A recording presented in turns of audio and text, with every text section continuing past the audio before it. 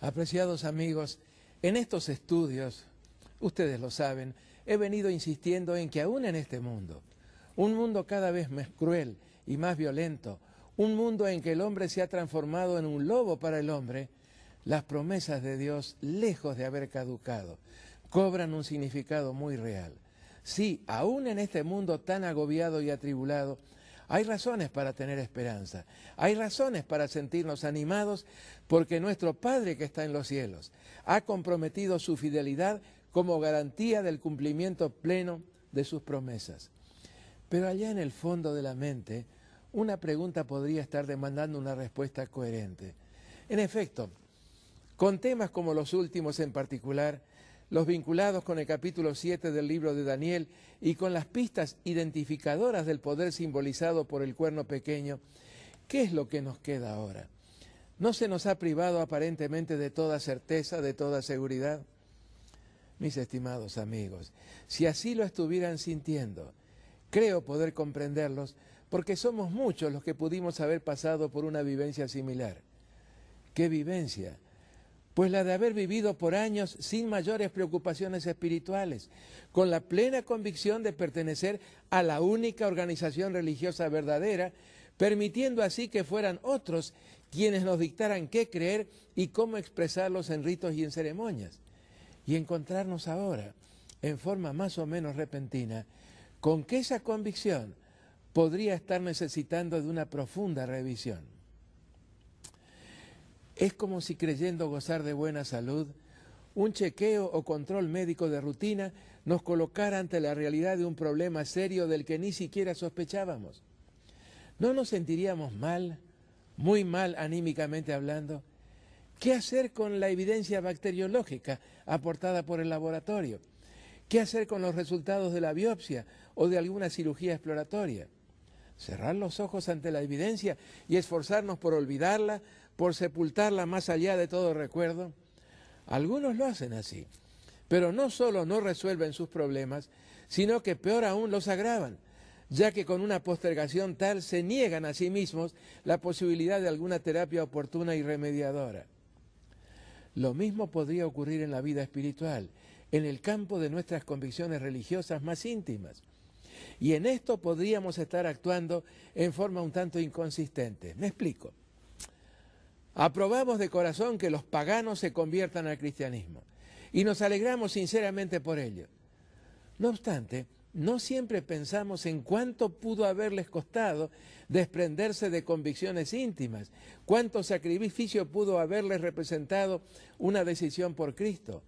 Muchas veces la expulsión del seno de la familia o de la agrupación o comunidad social inmediata y a veces hasta la vida misma. Pero ¿qué hacemos nosotros cuando sobre la base de un estudio de la palabra de Dios una convicción parecida comienza a tomar cuerpo en mente y corazón? ¿Nos mostramos dispuestos a renunciamientos tales? A San Pablo le costó mucho aceptar a Cristo. Él era un rabino, un teólogo formado a los pies de teólogos famosos. ¿Cómo pues podría estar equivocado? Pero lo estaba. Explicando más tarde su vivencia a un rey que lo estaba interrogando, Pablo condensó su reacción ante el llamado divino en tan solo 3 palabras. Allí están en Hechos capítulo 26, verso 19. No fui rebelde. Escribiendo años más tarde a los hebreos, quienes estaban experimentando luchas espirituales parecidas al escuchar acerca del Mesías, a quien habían crucificado, Pablo les recordó la exhortación escrita siglos antes por el rey David. Si oyereis hoy su voz, no endurezcáis vuestros corazones. Es verdad axiomática, amigos, apreciados amigos, que en el ámbito de lo espiritual toda luz que se rechaza endurece, encallece. Si sintiéramos que nuestro estudio del libro de Daniel pareciera despojarnos de la seguridad que sentíamos, bien podría eso significar que la nuestra no era una seguridad bien fundamentada. Tal vez descansaba sobre una autoridad ajena o aún contraria a la palabra de Dios. Tal vez sobre meras tradiciones humanas o sobre interpretaciones antojadizas, arbitrariamente impuestas a las Escrituras. frente a cualquier sentimiento de intranquilidad motivado por algún sentimiento de lo que creíamos sólido y no lo era, se yergue la clara esperanza que resplandece de las profecías bíblicas. ¿Qué esperanza? La del pronto establecimiento del reino de Jesucristo. Cuando ello ocurra, el poder usurpado a nuestros primeros padres por Satanás allá en el jardín del Edén y ejercido a través de los siglos por individuos, imperios y sistemas despóticos que se levantaron contra Dios tratando de negar que tan solo es Él quien muda los tiempos y las edades, quita reyes y pone reyes, ese dominio perdido volverá definitivamente a quien legítimamente le corresponde. Y de ese reino, todos los que aceptemos la invitación divina, invitación que conlleva un poder especialmente transformador, podremos llegar a ser ciudadanos. Esta sí es una certeza segura y sólida, una certeza que en palabras de San Pablo no avergüenza, que no defraudará jamás. En un rápido vistazo final al capítulo 7 de Daniel, entre las pistas identificadoras del poder referido como cuerno pequeño que estudiamos en nuestro tema anterior, una de ellas desenmascaraba su característica ilegalidad, señalando que uno de los objetivos obsesivos de esta entidad político-religiosa habría de observarse en su relación con la ley de Dios, el Decálogo o los 10 mandamientos. ¡Qué notable! El cuerno pequeño romano no habría de cejar en sus intentos hasta que lograra anular el 4.º mandamiento, el mandamiento del reposo sabático, el único de entre todos los 10 mandamientos que contiene el sello de Dios en su santa ley. Estoy seguro de que no se les oculta, apreciados amigos, el hecho de que una ley sin su sello autenticador y correspondiente no tiene validez alguna. Y esto nos lleva a una consideración muy seria y solemne. ¿Podría imaginarse osadía mayor que la de eliminar precisamente este mandamiento? ¿Podría pensarse en un atrevimiento mayor que el intento de despojar a Dios de su autoridad, anulando nada menos que el sello de su santa ley? Es penoso decirlo, pero allí están las declaraciones particularmente enfáticas del Catecismo, por las que la Iglesia romana se declara autora de esos cambios. En la última edición del Catecismo, de octubre de 1992, aparecen declaraciones curiosamente inconsistentes. En la tercera parte, titulada La vida en Cristo, entre las secciones 1 y 2, aparecen lado a lado los 10 mandamientos, tales como están en Éxodo 20 y en el Catecismo. Una simple lectura de ambas versiones revela diferencias extraordinariamente asombrosas. Las más notables entre ellas son la supresión de los 2 primeros mandamientos del Decálogo, que prohíben tener otros dioses fuera del único Dios verdadero y que también prohíben la confesión y veneración de imágenes, y su reemplazo por la declaración amarás a Dios sobre todas las cosas.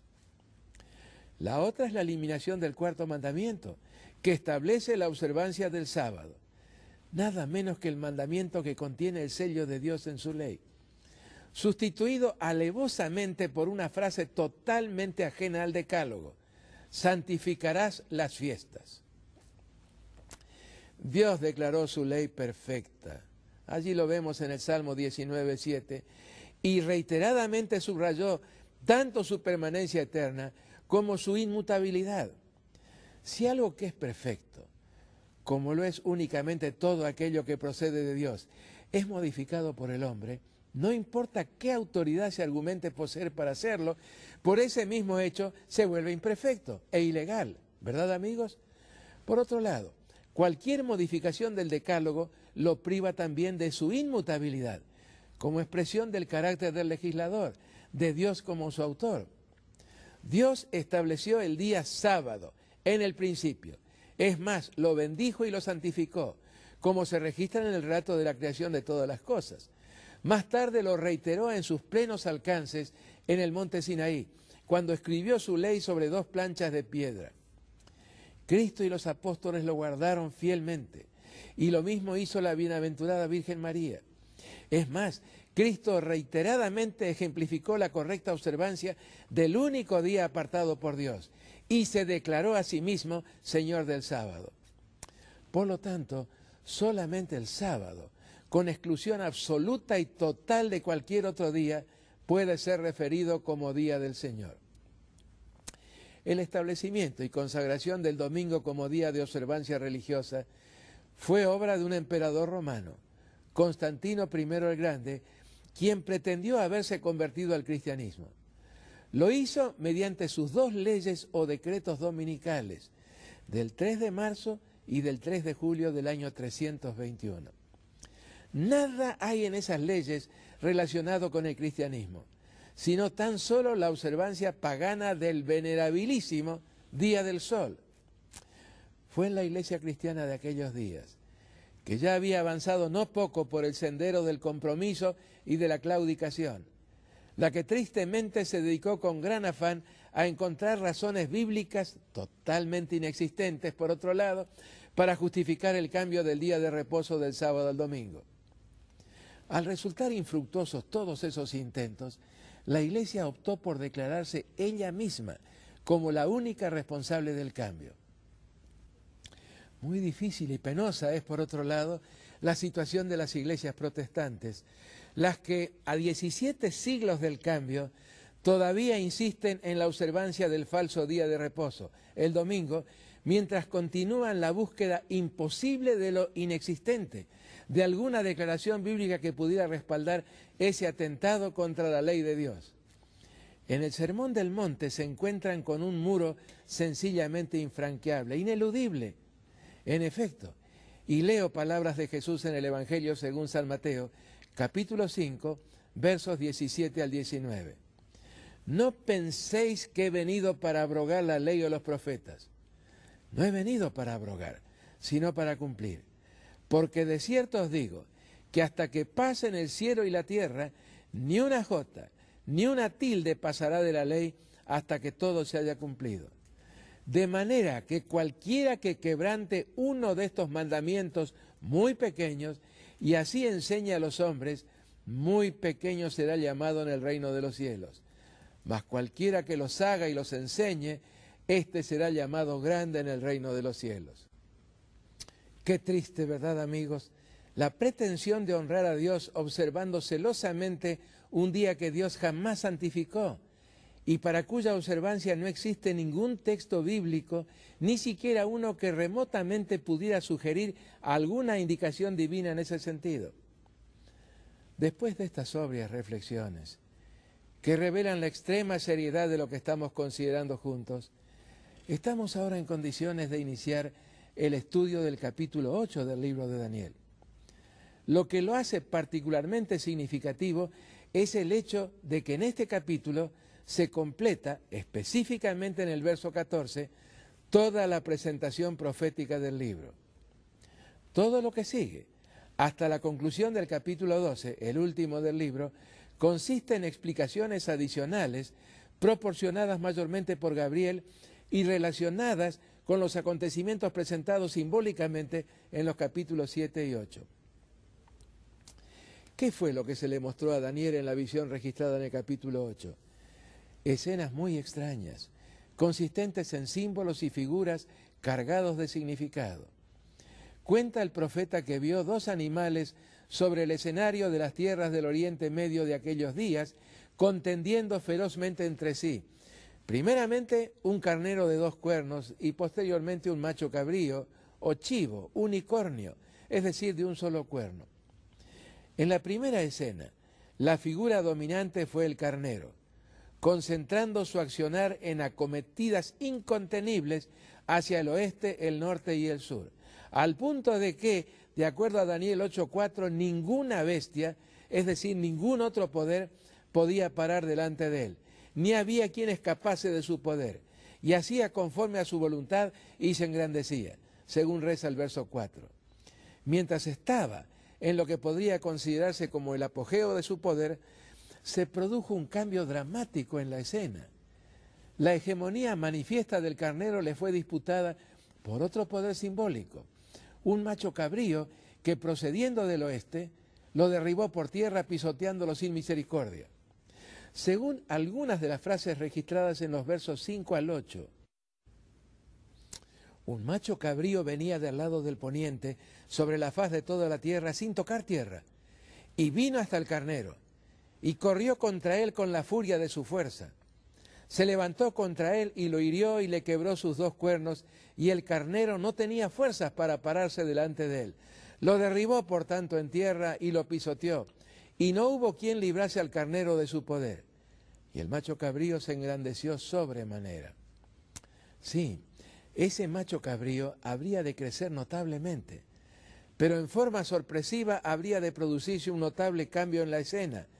En el pináculo de la fuerza se le quebraría el cuerno único que tenía entre sus ojos, y en su lugar habrían de surgir otros 4, creciendo y extendiéndose hacia los 4 puntos cardinales.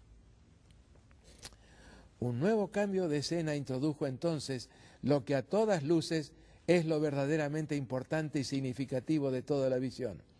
La aparición repentina sobre el escenario, procedente de uno de esos puntos cardinales, de un cuerno de aspecto originalmente insignificante, un cuerno de la pequeñez, como reza el hebreo del pasaje, indudablemente el mismo cuerno pequeño, ya irrefutablemente identificado en el capítulo 7. Este nuevo ente simbólico habría de desarrollarse tremendamente hacia el sur, el este y la tierra gloriosa, esta última referencia a Palestina. En forma extraordinariamente impactante, Daniel lo vio crecer también hacia el cielo, echando por tierra parte de las estrellas y tratando de arrebatar de alguien, descrito como el príncipe del pacto, alguna cosa referida como el continuo o mejor aún la continuidad. No contento con sus logros, intentaría destruir también el santuario de ese mismo príncipe y al hacerlo pisotearía la verdad en forma aparentemente impune. Repentinamente 2 seres aparecieron entonces sobre el escenario y Daniel alcanzó a escuchar el diálogo que se desarrolló entre ambos. Uno de los 2 inquirió del otro acerca de la duración de ese asombroso estado de cosas. ¿Por cuánto tiempo habría de tolerar tales atropellos la paciencia divina? La respuesta, bien enigmática por cierto, indicó que el santuario habría de ser purificado y restaurado al cabo de 2300 días. Preocupado el profeta por comprender el significado de esa secuencia impresionante de escenas, uno de los 2 seres que estaban dialogando ordenó al otro que se acercara a Daniel y le ayudara a comprenderlas. Así lo hizo Gabriel. Y lo primero que le dijo al profeta se refirió al tiempo del cumplimiento de esa visión. Habría de culminar en un cierto tiempo del fin, evidentemente muy remoto todavía en aquel entonces. La impresión le resultó tan fuerte al anciano profeta que debió ser fortalecido sobrenaturalmente a fin de estar en condiciones de escuchar el resto de la explicación. En apretada síntesis, el ángel Gabriel, ya que no era otro el ser que le hablaba, explicó a Daniel que el carnero representaba al imperio medo-persa y el macho cabrío a Grecia, siendo el cuerno único que este animal exhibía en su frente un símbolo de su rey más importante. Ese poderoso imperio griego terminaría fragmentándose en 4 reinos de menor poder. Al eclipsarse los mismos, un nuevo poder, muy astuto, habría de realizar una sorprendente aparición y con fuerzas ajenas causaría grandes ruinas y destrozos. Su accionar político-militar, que habría de hacerlo dueño de enormes posesiones territoriales, habría de experimentar un notable cambio de dirección, llevándolo a incursionar osadamente en una esfera totalmente vedada al poder civil. En efecto, perseguiría al pueblo de los santos y se ensalzaría aún contra el príncipe de los príncipes. Su éxito, aparentemente incontenible, no sería, sin embargo, ilimitado, ya que habría de ser quebrantado sobrenaturalmente. Gabriel concluyó entonces sus explicaciones, asegurando a Daniel que la visión era verdadera y que se cumpliría en todos sus detalles, aun cuando tendría que transcurrir mucho tiempo antes de que ello ocurriera en su plenitud. El ángel interrumpió en este punto su explicación, porque lo revelado le produjo al profeta algo así como un desmayo. Su recuperación del debilitamiento que le produjo lo que se le había mostrado llevó bastante tiempo, como el mismo Daniel lo explica. Daniel concluyó el capítulo con la aseveración de que continuaba espantado a causa de la visión, particularmente por el enormemente largo periodo de 2300 días proféticos o años literales, y que en vano trataba de comprenderla. Hasta aquí esta presentación meramente descriptiva de lo que vio Daniel, con algunos pocos pincelazos interpretativos. Con lo ya repasado, pasemos ahora a la interpretación, y como lo sugería al estudiar el capítulo 7, quisiera hacerlo nuevamente ahora. Sería muy conveniente que ustedes, mis apreciados amigos, tuvieran junto a sí su ejemplar de la palabra de Dios abierto en este capítulo, el capítulo 8 del libro de Daniel. Los dos primeros versos nos proporcionan información en cuanto al contexto o circunstancias en las que Daniel recibió esta notable visión. ¿Cuáles fueron esas circunstancias? En palabras del profeta, capítulo 8, versículos 1 y 2, en el año tercero del reinado del rey Belsasar, esto es el año 547 a.C., o sea, un par de años o cosa así después de la visión del capítulo 7. Me apareció una visión a mí, Daniel, después de aquella que me había aparecido antes, es decir, la del primer año del mismo rey, o sea, el año 550 a.C. Continúa el verso 2.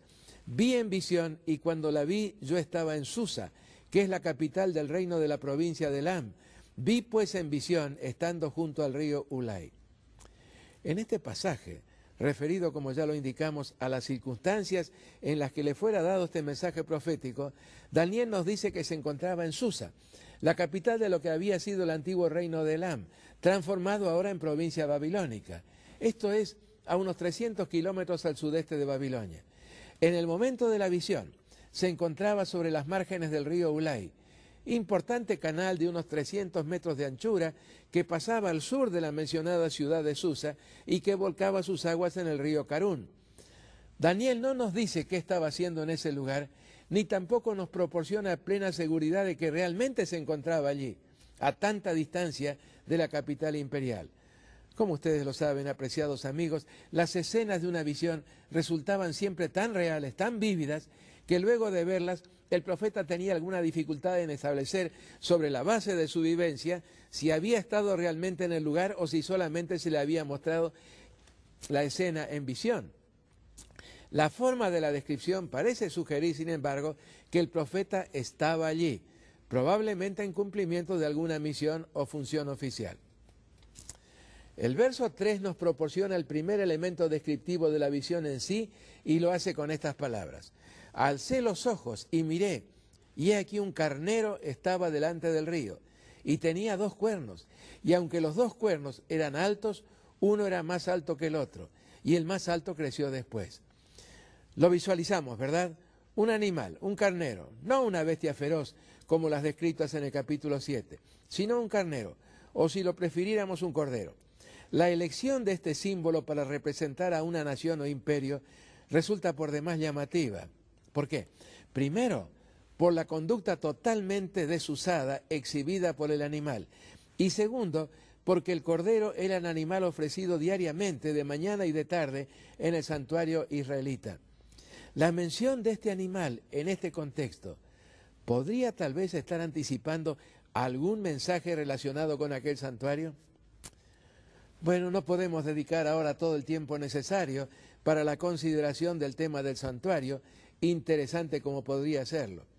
Creo, sin embargo, que la mayoría de ustedes, apreciados amigos, tienen alguna idea acerca de cómo, sobre la base de las instrucciones proporcionadas por Dios a poco de salir de Egipto, los israelitas de antaño construyeron una estructura portátil vinculada con el culto, a la que reiteradamente se designa en la Biblia como santuario. Al referirnos al santuario, estamos tocando uno de los puntos doctrinales básicos, cardinales de toda la Biblia. No de balde nos dicen los teólogos que de cada 4 páginas de la Biblia hay 3 que no alcanzan a comprenderse bien si es que no se tiene por lo menos alguna noción del gran tema del santuario. El tema del santuario es el tema central de toda la Escritura. Es la ilustración más vívida, más clara de todo el plan de la salvación. Y si fuéramos a resumir todo lo que la Biblia dice acerca del santuario, podríamos hacerlo tan solo con dos palabras: sustitución y transferencia. ¿Qué quiero significar por esto? Que alguien tomó nuestro lugar, murió por nosotros y ahora permite que le transfiramos todas nuestras miserias, todas nuestras rebeliones, todos nuestros pecados, y Él, Cristo Jesús, desde el santuario celestial, nos transfiere su paz, su justicia, en otras palabras, alivia nuestra carga y nos proporciona felicidad. Mis apreciados amigos, llegado hasta este punto, resulta muy claro que lo más relevante, lo verdaderamente importante de esta revelación de Dios está en lo que aún resta por verse de este capítulo. Me interrumpiré aquí, dejando abierto así el portal de la exploración y comprensión de este extraordinario mensaje de Dios a sus hijos. Permítanme reiterarlo. A partir de nuestro próximo estudio, comenzaremos a adentrarnos realmente en las cosas profundas de Dios, tales como están reveladas en este notable capítulo, verdadera cumbre, por así decirlo, de todo el libro de Daniel. Al comienzo de nuestro estudio, hablamos de una esperanza que no avergüenza, que no defrauda. Lo que la hace tan firme y segura es que está cimentada no en promesas y palabras de hombres, sino en la palabra de Dios. San Pedro se refirió a ella como la palabra profética más segura, y el paso de los siglos demuestra que no se equivocó al llamarla así. Nosotros también tendremos la oportunidad de comprobarlo a medida que avancemos en el estudio del capítulo, cuya consideración recién hemos iniciado. Y ahora, con el afecto de siempre, quisiera invitarlos a elevar nuestras mentes a quien ocupa el trono mismo del vastísimo universo sideral, pero que también anhela ocupar el solio de nuestro corazón. Amado Padre que moras en los cielos, nos unimos juntamente con mis televidentes en alabarte y agradecerte por todas tus maravillosas bendiciones. ¿Qué sería de nosotros sin la orientación tan certera de tu palabra? Volvemos a agradecerte por tu condescendencia, de hacernos conocer lo que el futuro habrá de depararnos, pero por sobre todas las cosas, porque esa revelación del futuro introduce una enorme dimensión de esperanza en nuestros corazones. Gracias por la paz que produce el poder transferir nuestros pecados a nuestro amado Salvador. En su nombre precioso te lo agradecemos. Amén.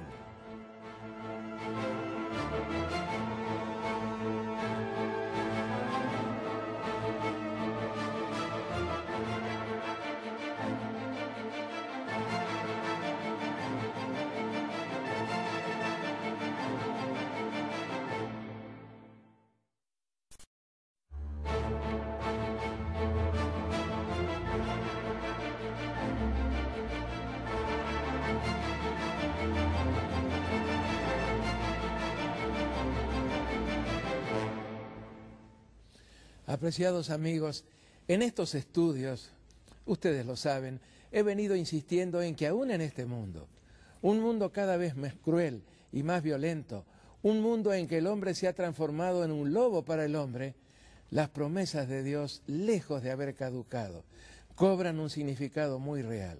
Sí, aún en este mundo tan agobiado y atribulado, hay razones para tener esperanza, hay razones para sentirnos animados, porque nuestro Padre que está en los cielos ha comprometido su fidelidad como garantía del cumplimiento pleno de sus promesas. Pero allá en el fondo de la mente, una pregunta podría estar demandando una respuesta coherente. En efecto, con temas como los últimos de rutina, nos colocara ante la realidad de un problema serio del que ni siquiera sospechábamos. ¿No nos sentiríamos mal, muy mal anímicamente hablando? ¿Qué hacer con la evidencia bacteriológica aportada por el laboratorio? ¿Qué hacer con los resultados de la biopsia o de alguna cirugía exploratoria? ¿Cerrar los ojos ante la evidencia y esforzarnos por olvidarla, por sepultarla más allá de todo recuerdo?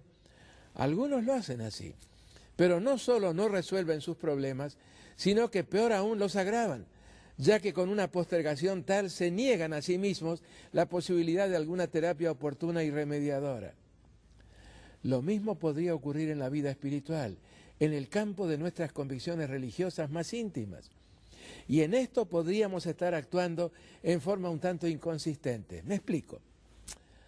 Aprobamos de corazón que los paganos se conviertan al cristianismo y nos alegramos sinceramente por ello. No obstante, 19, no fui rebelde. Escribiendo años más tarde a los hebreos, quienes estaban experimentando luchas espirituales parecidas al escuchar acerca del Mesías, a quien habían crucificado, Pablo les recordó la exhortación escrita siglos antes por el rey David. Si oyereis hoy su voz, no endurezcáis vuestros corazones. Es verdad axiomática, amigos, apreciados amigos, que en el ámbito de lo espiritual toda luz que se rechaza endurece, encallece. Si sintiéramos que nuestro estudio del libro de Daniel pareciera despojarnos de la seguridad que sentíamos, bien podría eso significar que la nuestra no era una seguridad bien fundamentada. Tal vez descansaba sobre una autoridad ajena o aún contraria a la palabra de Dios.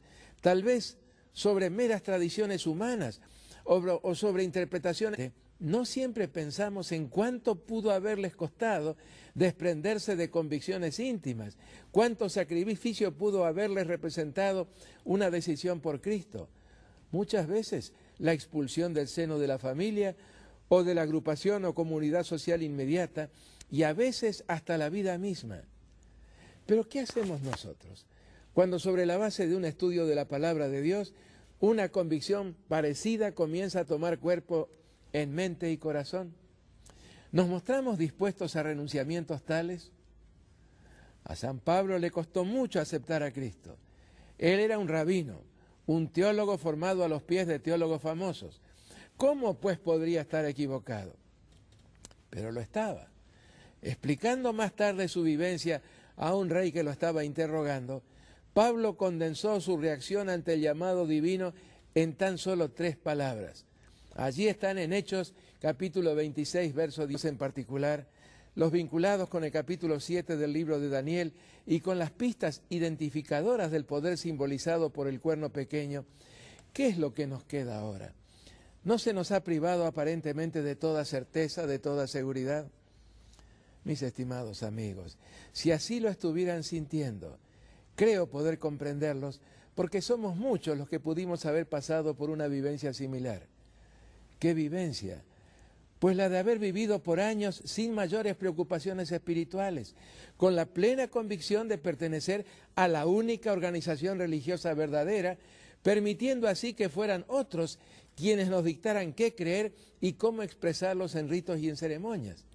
Y encontrarnos ahora, en forma más o menos repentina, con que esa convicción podría estar necesitando de una profunda revisión. Es como si creyendo gozar de buena salud, un chequeo o control médico